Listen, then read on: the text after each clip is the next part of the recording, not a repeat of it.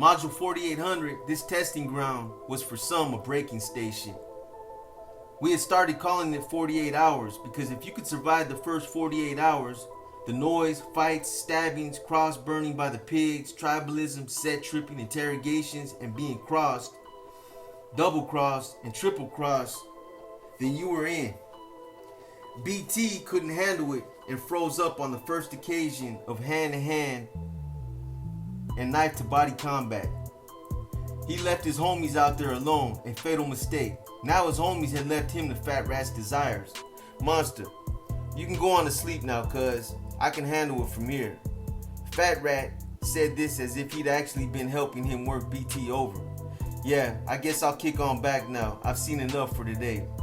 I knew what Rat was up to. He was ready to sodomize BT and felt reluctant while I was awake.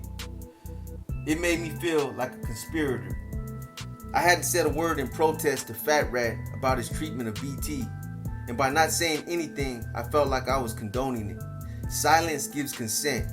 When I opened my eyes to protest, Fat Rat had BT out from under the bed and was ready to rape him. Nah, Rat, I can't let you trip that hard. Don't do cuz like that. I swung my legs over the side of the bunk and was looking directly at Fat Rat. Oh, monster, this ain't got nothing to do with you, homie. Hey, look, he said, grabbing BT on the ass. He got enough ass for the both of us, monster. Stall cuz out, Fat Rat. You done already ruined him in the gang world. He can't go home. Now you want to take his manhood too? Stall him out, Rat. Damn, monster. Fat Rat looked genuinely disappointed. I guess he figured he had done all this and rightfully deserved a piece of ass. But I couldn't let that happen. Not while I was in the cell. Fat Rat slid BT back under the bed and went to sleep. The next morning, he untied BT, broke his jaw with the short right hook, and put him out of the cell. 20 minutes later, our names came blaring over the module's PA system. Cody Scott, Ray Davis, roll it up for transfer. Damn, Fat Rat, now look what you done, I said. Fool went and told. God damn, exclaimed Fat Rat. Now he looked awfully silly as his pride over what he had done shrunk to a peevish little glare. We rolled up our property and went to face the music. We got our customary whacks from the pigs, a few stomach blows and a slap across the head, which we could do nothing about as we were handcuffed. They sent us to the hole for 10 days. We were given jute balls during our entire stay. These are brick-shaped blocks of all the preceding days' leftover food mixed together. They were terrible. I had my gray jumpsuit on the bars one day, and a blood, who was also in the hole, came by, snatched it, set it on fire, and then threw it over the tier. He shouted to his comrades that he had burned up a trash man uniform. Long before we had recognized and taken gray as one of our colors, the Bloods had zeroed in on anything symbolizing Crip. So my gray jumpsuit was just as good as a captured blue flag to the Bloods. We were allowed out of our cells one at a time to shower. When I came out for mine, I threw a milk carton of urine on the Blood who burned my jumpsuit. Burn this, slob, I shouted and gassed him full in the face with my warm piss. Oh, Blood, he cried, running to the back of his cell. Oh, my ass, punk. Shut up, I said, and kept on stepping. That day he was let out of the hole, and I got no additional flack from the others. In fact, Pee-wee from Swan was my neighbor, and he and I got along fine. He had given me the names of some East Coast that were telling on him. He said one of them was in 48 hours. I told him I'd get on it. A rat was a rat. Pee-wee was charged in the deaths of 2 East Coasts. He eventually got the death penalty. When we got back to the module, it had only been 10 days, but as soon as I came in the door, I sensed it and saw it on every face in the rotunda. They were here is what the faces said. I began to sweat a bit as I wondered about BT. What if he really was hooked up? I went to Denver row and Fat Rat went back to Charlie row. I was assigned to D7. My cellmates were Sam from Santana Block, Killer from 107 Hoover, and Little Bubble from 6 Deuce East Coast. I had known Killer from the street and Little Bub from the hall. The conversation inevitably came around to BT. What happened? Killer asked seriously. Fat Rat Fat Rat just dogged dude out. I said, did he fight back? Nah. Did y'all fuck him? Hell nah, I ain't into that shit. Oh, cause that's what we heard. I just wanted to be sure, cause people been asking about him. Who? Just some people. Damn, BT. I wondered what this meant. Were Fat Rat and I, the silent observer, going to be blue lighted? Was BT under the Constitution? I asked Killer, who had been to the pen. No, but he was one of our prospects. Are you in or under it? Yep, he said proudly. Been in the organization for 3 years now. I had one right in my cell. I didn't really know how to talk to Killer after I learned he was in the organization. It all took on an air of mystery.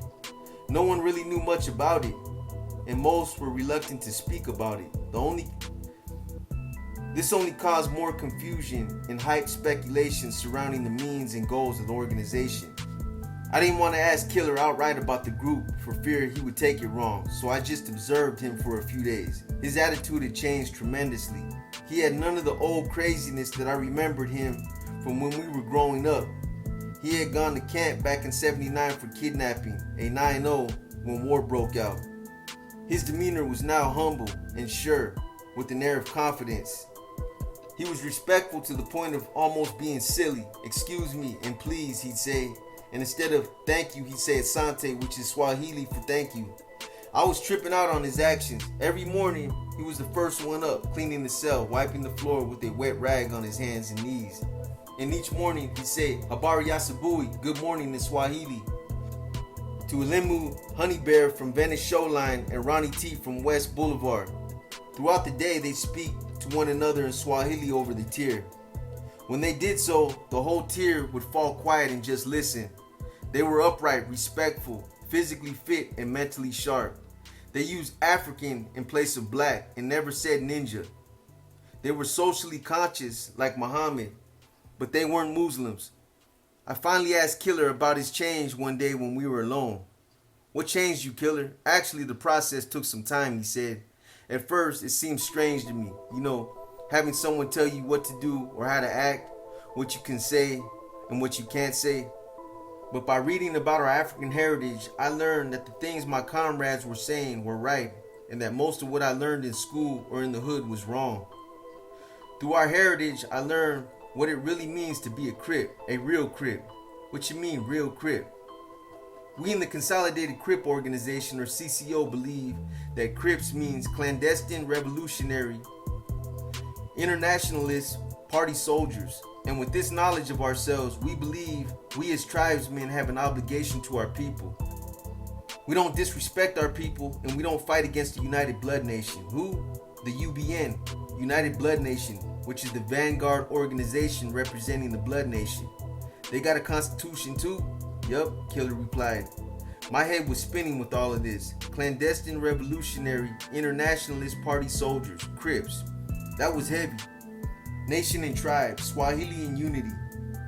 Words that when spoken in isolation from anything tangible were meaningless. But when they were applied in sync and sequence to concrete developments in everyday circumstances, they held meaning and could be seen as clearly as the bars that held us captive. Monster, Crip is a bad word only because we have turned inward in our community, preying on civilians and turning them against us. We are our own worst enemy, so CCO has set out to reestablish Crip as a positive influence in our community. Yeah, but how you plan on doing that? With people like me and you who have clout and pull in our hoods. But we gotta be sharp, you dig? Yeah, I hear you. From then on, Killer would pull me to the side and drop little lessons on me. Ilemnu talked to me too. He was especially strong academically and was a great inspiration to all of us in the module. There were 10 CCO members in the module, spread out on different tiers, all working their magic on the uncultured Crips. They began to transform 48 hours into a training station teaching military science, political science, Swahili, and Crip history. People knew more about American history than Crip history, so that was definitely an area of concentration. Most of us were receptive to their knowledge, but as always, there were those hardheads who had to be their own man. They were tolerated initially, but when they began to disrupt the program, they were dealt with and removed. Most complied out of the realization of CCO's presence in the population.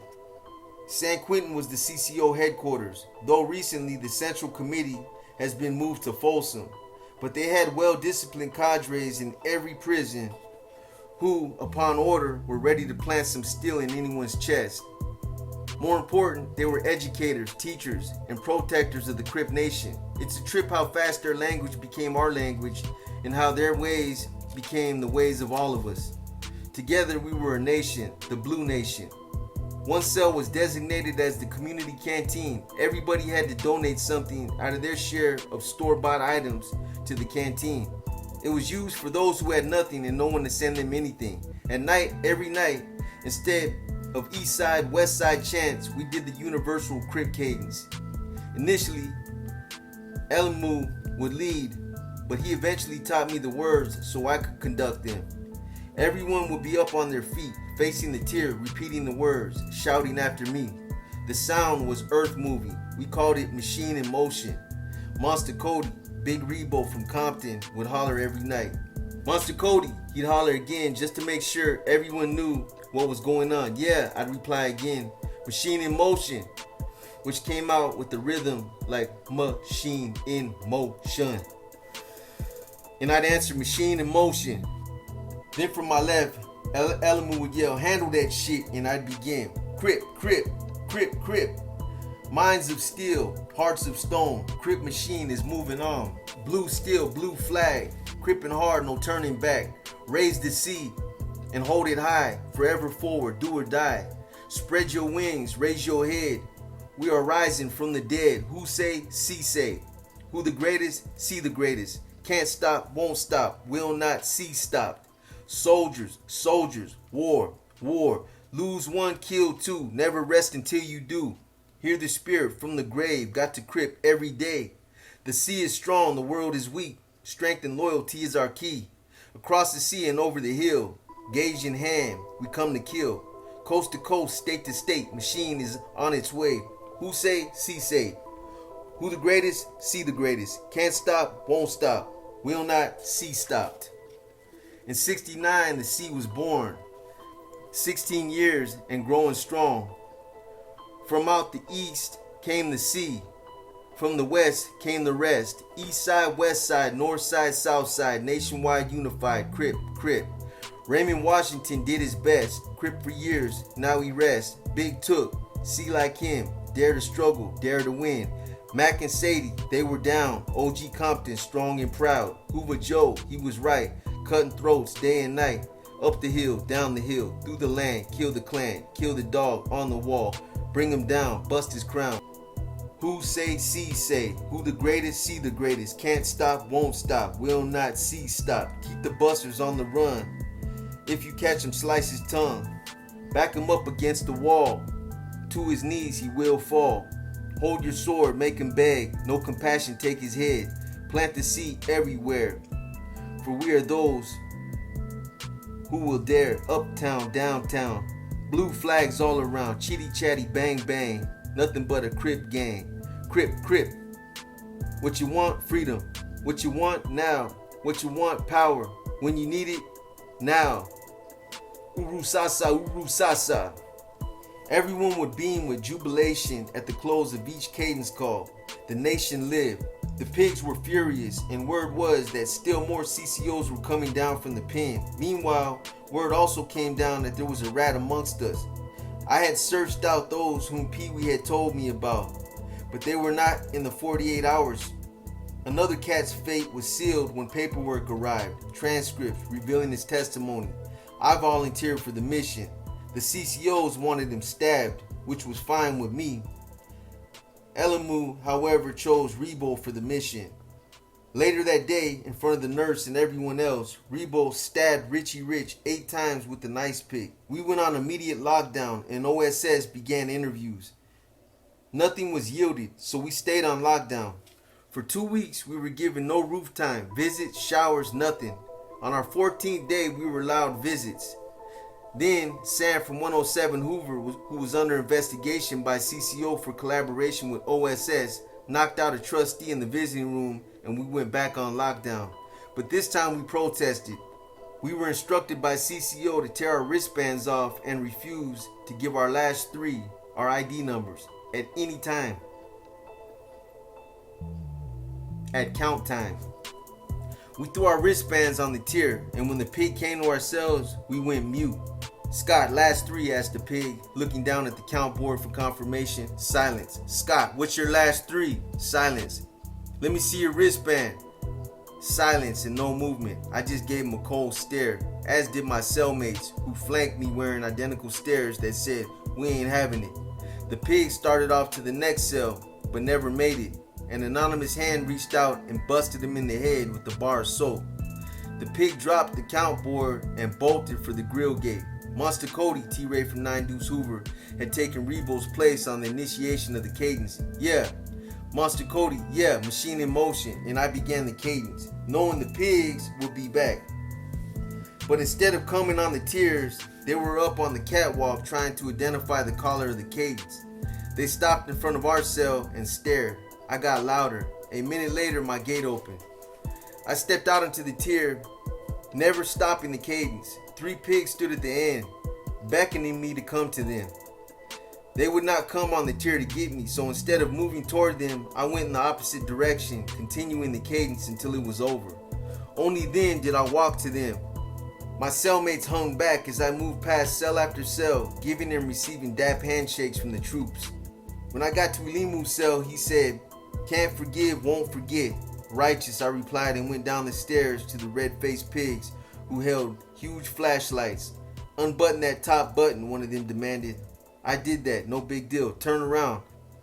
I turned toward my cellmates and raised both hands high in the air, displaying a clenched fist with my right hand and a C with the left. "Motherfucker," said one of the pigs, grabbing me by the back of my collar. "Didn't you?" Bam! I swung on the one closest to me, hitting him square in the face. I tried to swing my body around to get the one behind my back, but he had a death grip on me. When I charged another, instead, the one behind me literally jumped on my back, choking me as he did. "Cuz they fighting, monsters getting them up with them." The wrestling match was on, and so we were all on the floor. I was kicking, elbowing, scratching, jerking, and swearing, while simultaneously trying to protect my private parts. In less than a minute, the cavalry arrived and I was swarmed by pigs. The only thing that saved me from being beaten to death was that there were too many pigs vying for a punch and kick, groin shot, or insult. I don't remember hearing ninja, but I'm sure it was said 50 times. After they'd beaten the hell out of me, I was cuffed and whisked off to a holding cell. I screamed the whole way, "Can't stop, won't stop, motherfuckers, can't stop, won't stop." I wound up in 1750 high power maximum security, the story of my life. The troops tore the module up, burned their blankets and mattresses, and where possible, engaged the pigs. I was charged with conspiracy, assault, and arson, but the charges were later dismissed. While in high power, I met Suma, the general of the CCO. He said he had heard of me and that if I needed anything to let him know. He and Tony Stacy, another CCO member, had come down from Folsom, but OSS had locked them in 1750 right away. Peabody, general of the UBN, was there too. On a visit one night, Tony said that they had come down to try to hook me up. They wanted me and Insane from Playboy Gangster. I was flattered but skeptical. Once in the organization, you were in for life. He asked if I wanted to take a stand and I told him I'd think about it. "Monster," he said frankly, "you've done too much damage to the Crip Nation. We can't let you continue to kill our citizens. Either you hook up or you must be destroyed for the good of the C Nation." I was dumbfounded. I couldn't speak, couldn't hear. It was practically what Crazy Keith had said after the shootout. Was CCO the new West Side Syndicate? Was that? I started to ask but couldn't. "Let me know what you decide so I can inform Suma." I walked back to the module in a trance. The following day I called Big Frog and asked him what he thought. He was under the old constitution of Blue Magic, which had been combined with Blue Motion to form the Consolidated Crip Organization, a synthesis of the two. "No," said Froggy angrily. "Don't do it, homie. It ain't for everybody." "What you mean?" "I'll be down there to see you, alright? But don't do nothing till then." I hung up and went to my cell confused. The next day I went to court and missed Frog's visit. The following day I told Tony I was ready, that I was in. When I went to court again the following day, I met Juana from Hoover, a CCO member who had also come down from the pen. He filled me in on small things. When I got back from court, the Constitution was on my desk. To this day, I don't know how it got there, as Tony and Suma were clear across the module in another section. I was trembling even before I began to read it. I had to be sure about this, but it really was do or die. Though I wasn't actually being forced into it, I did feel a little pressured. In the end, it was my choice, and I took it. I read the Constitution and afterward burned it as instructed. I was in, hooked up, a member, a comrade, a soldier. I turned all of this over again and again in my mind. I didn't feel much different, and I didn't feel like I knew any more than before I'd read the Constitution. Late that same night, a new brother came on our tier and was put in the last cage. When Maurice from 5-6 Syndicate asked his name, he replied, I don't even know how to pronounce that shit. SALAHUDIN AL-MUNTAQUIN. So you guys pronounce that shit. I'll murder it. He was a member of the Black Guerrilla Family, BGF, a quasi-revolutionary organization with an awesome military machine. They had clashed with the Crips several times in prison and supposedly had killed Pee Wee from East Coast and Tracy in 1983. My intelligence was up to date on him, and when he said his name, I knew who he was. I made immediate plans to stab him. Old man, who was my neighbor, made a knife out of plastic and sent it to me. I was the tier tender and planned on spearing him the following morning when I came out to pour the milk. The next morning, I went down to his cell, the knife tied to a broomstick, hoping to catch him asleep. When I got there, he was up doing salat. He was a Muslim. He stood up and came to the bars. How you doing this morning, brother? I was momentarily dazed by his humbleness, for we had always heard that BGFs were antagonistic towards Crips, offensive and hostile. I'm fine, I said, looking for an opening. I had the broomstick on the head of the broom, but not screwed in. At the other end, covered in my hand, was the knife. You a BGF, ain't you? I said, hoping he'd get hostile. I'm a revolutionary, he said, and the weapon is unnecessary. I'm not your enemy. What? I said, noting that my hand was no longer around the weapon, but on the handle. Do you know Suma? He asked. Yeah, that's my comrade, I declared proudly. Ask him about me. He knows me well. At that, I went back down the tier and repeated everything to old man. He agreed we should wait on Suma. That afternoon, I got a note from Suma saying that CCO had no beef with BGF and that if I could, to watch out for him. I'd almost made a costly mistake. Saludahumda, however you pronounce his name, and I eventually became good friends, and it was he who named me Sanyika. Not long after that, I left the county with a sentence of 7 years in state prison. My life has never been the same.